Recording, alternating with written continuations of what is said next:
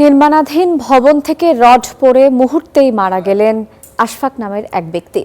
রাজধানীর গুলশান ১ এলাকায় কনকর্ড গ্রুপের ভবন থেকে ওই রড পড়ে। ঘটনায় মামলা হলেও দায়ী কেউ গ্রেফতার হয়নি।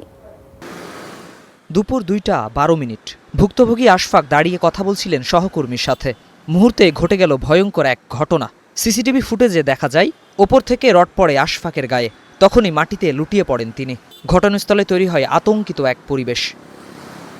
রাজধানীতে আকাশচুম্বী ভবনের অভাব নেই। প্রতিদিনের মতো দুপুরের খাবার খেয়ে এখানেই সহকর্মীর সাথে দাঁড়িয়ে গল্প করছিলেন আশফাক চৌধুরী পিপলু। কথা ছিল খুব দ্রুতই বাড়িতে ফিরবেন তিনি। তবে আকাশ থেকে নেমে আসা মৃত্যুদূত রডের আঘাতে এখানেই লুটিয়ে পড়েন তিনি। এখনও রাস্তায় তার রক্ত লেগে আছে। ওই দিন ঘটনার পরে আহত আশফাককে নেওয়া হয় ইউনাইটেড হাসপাতালে। কর্তব্যরত চিকিৎসক তাকে মৃত ঘোষণা করেন। সরজমিনে গুলশান ১-এর ১৪০ নম্বর সড়কের ২২ নম্বর প্লটে কনকর্ড গ্রুপের ২৫ তলা নির্মাণাধীন ভবনে যায় স্টার নিউজ টিম। দেখা যায় নির্মাণের সময়কার নিরাপত্তা বলতে কিছুই নেই। ভবনের দেয়ালে নামকা ওয়াস্তে ঝুলানো হয়েছে কিছু প্লাস্টিকের নেট। ওপর থেকে মাত্র একটু রড ঠেকাতে যে নেট সক্ষম না। স্থানীয়দের অভিযোগ, এর আগেও এই ভবন থেকে নির্মাণ সামগ্রী নিচে পড়েছে।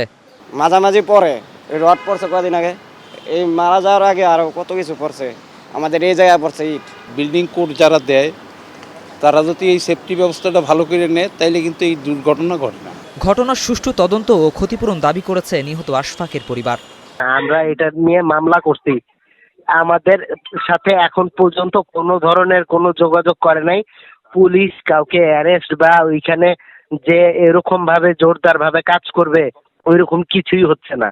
রোববার সকাল থেকে দুপুর পর্যন্ত নির্মাণাধীন ওই ভবনে গিয়ে দায়িত্বশীল কাউকেই পাওয়া যায়নি। এমনকি একজন মানুষ আহত হয়ে মারা যাওয়া পর্যন্ত অভিযুক্তদের কেউ পাশে ছিলেন না।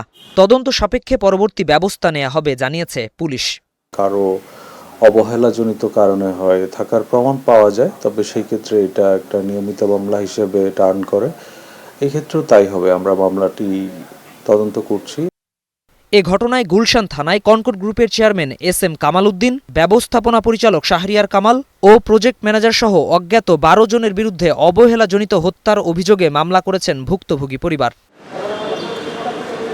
শাহানুর ইসলাম, স্টার নিউজ, ঢাকা।